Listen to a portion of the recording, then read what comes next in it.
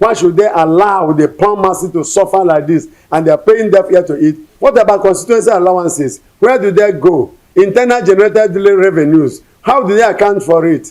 Talk more about security votes that come from there. Is it for anybody to enrich himself?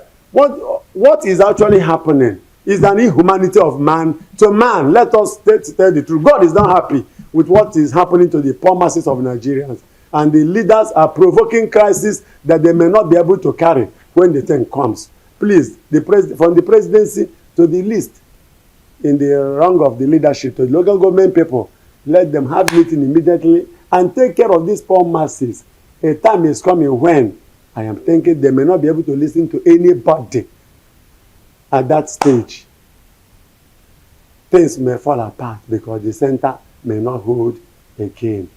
I am tired of this. We can push these poor Nigerians to the point of rebellion. That's my fear. All of us were at Lagos that day. We couldn't come back. Just like a joke, the Labour people entered into the airport and stopped every operation.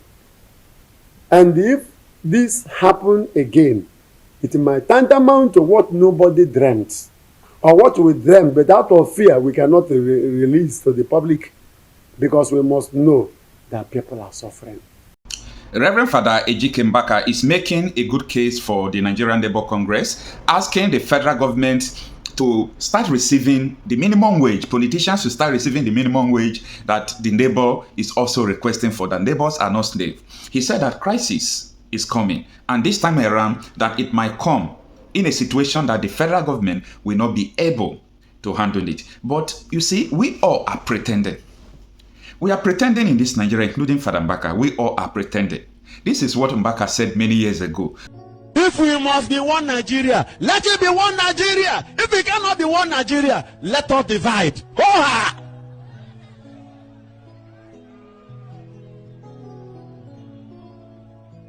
I repeat it, so that when they begin to misquote me, catch me right. Those who are coming to arrest, get ready to be arrested too, by the heavenly powers. If we have to be one Nigeria, let it be one Nigeria. But if we cannot be one Nigeria, let us divide.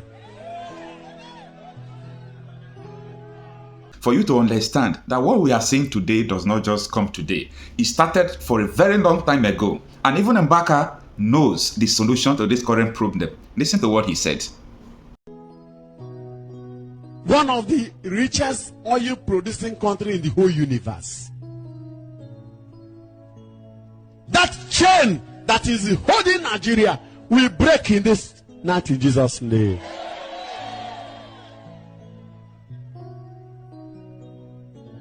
If we must be one Nigeria, let it be one Nigeria. If we cannot be one Nigeria, let us divide. Ho-ha!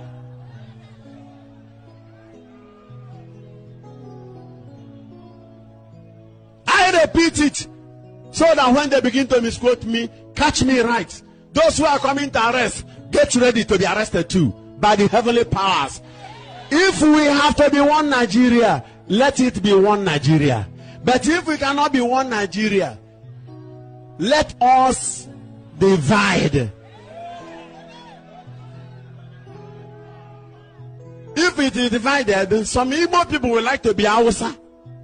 Of course, you know that. So everybody should go to where he wants to go to.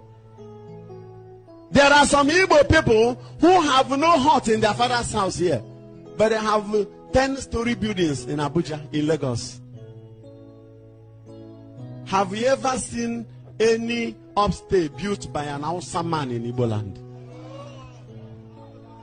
One Nigeria.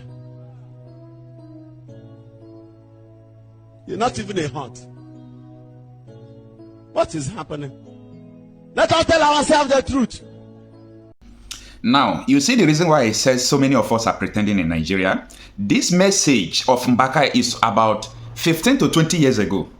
15 to 20 years ago. And that is the same message he is now passing today again. That is why I say we all are pretending. About this time again, 20 years ago, even the present president of Nigeria, Tinubu, told the whole world that he don't believe in one Nigeria. Everyone in this geographical space called Nigeria, we are all pretending. Until we begin to tell ourselves the truth, nothing is going to work. However, I commend Mbaka for always speaking forth. I commend him for always, allowing the government to understand that what they are doing is not good. Now, I want you to watch his warning today to the federal government while we come back to analyze the consequences that may come. Think of it.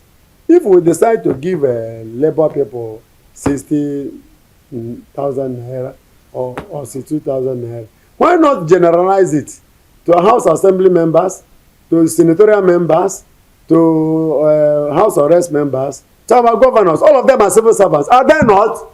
Yeah. So if all of them are civil servants, why are these people slaves? Have they come to serve who? Because we cannot imagine why somebody can be amassing billions and billions and billions, sitting allowance, newspaper allowance, wardrobe allowances, vehicle allowances, and what they call is it suffering allowances or what? Eh? Suffering allowances. So the people that should have such allowance should be the poor masses in the villages. If a teacher, how much are they being paid for those who are grooming our children for us? How much are they being paid? Our nurses, how much are they being paid? Our doctors, how much are they being paid? Let us be realistic. Our civil servants that wake up from Monday, Tuesday, Wednesday, Thursday, Friday, Saturday, they wake up early and come back late. How much are they being paid? And look at the level of inflation in the country. How are we becoming sincere?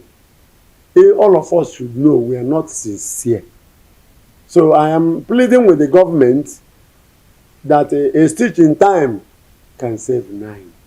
It's a matter of handling the bull by the horn, tactfully, but very, very speedy. Because if they are not careful, this crisis of a thing can be hijacked and nobody will know the ripples effect. If they succeed in doing that, everybody will be endangered. If the government now will go on strike, labor will say, don't come out.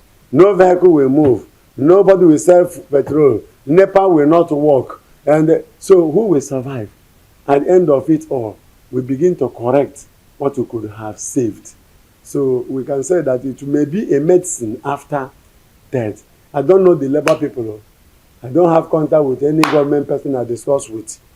Since I came back from the monastery experience, I've been praying and been watching the situation. Even the poor masses don't even have the morale to come and report to me again, because many of them join to say, Father Mbaka, keep quiet. Father Mbaka, keep quiet. Face your priestly work and forget the prophetic. Stop talking to the leaders. Now they are being victimized. They don't even have the face to come to me. I'm only speaking because I have the passion. It is a call.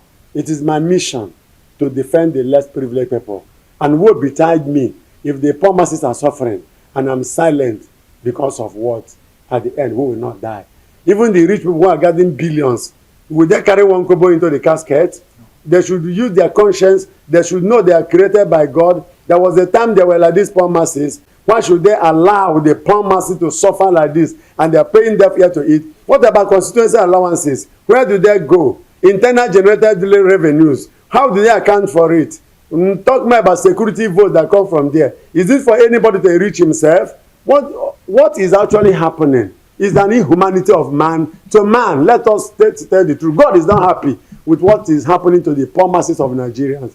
And the leaders are provoking crisis that they may not be able to carry when the time comes. Please, from the presidency to the least, in the rank of the leadership, to the local government people, let them have meeting immediately and take care of these poor masses. A time is coming when I am thinking they may not be able to listen to anybody at that stage. Things may fall apart because the center may not hold again. See, this is my opinion. Either you like me for it or you don't like me for it. You see this system they call Nigeria, it won't work like this. I know that I've not experienced so many things about Nigeria, but from the little I've read about Nigeria, our constitution, our system, the ideology of the politicians about this nation, where they think that some persons are slaves, some persons are not slaves, the way they marginalize some persons, the way they feel that once you assume political office, you become a god, the way they feel that different tribes, different religion, there will be some people that are higher than another. See, Nigeria cannot work like this. Right from 1960, Nigeria is depreciating economically, politically, in all ramifications. Both our respect, our passport, our sport, everything is just decreasing. What is going on is the question people are asking. And what I'm saying is that this, I don't know the word I'm going to use for it, but this system of Nigeria is not going to work. It's not going to work for anybody. So the earlier we realize that it's not going to work, the better for us. And that is why I am applauding so many people, especially the House of Rep member who brought all those bills to the House of Representatives, asking the nation to go back to the regional government, because I believe that will be the only solution that will solve the problem we are having in Nigeria today. That would be the only solution. They can return Nigeria to a regional government, amend the constitution that anyone who wants to go, you can leave.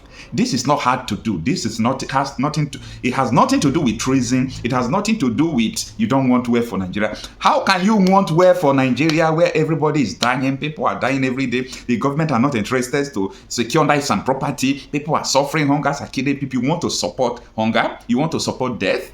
But I think there is a better solution. And the better solution is that before the amalgamation of 1914, nobody has died of insecurity in Nigeria. I have 3 books that that talk about what happened before the amalgamation. So all these books reveal that Nigeria don't have any civil war before then.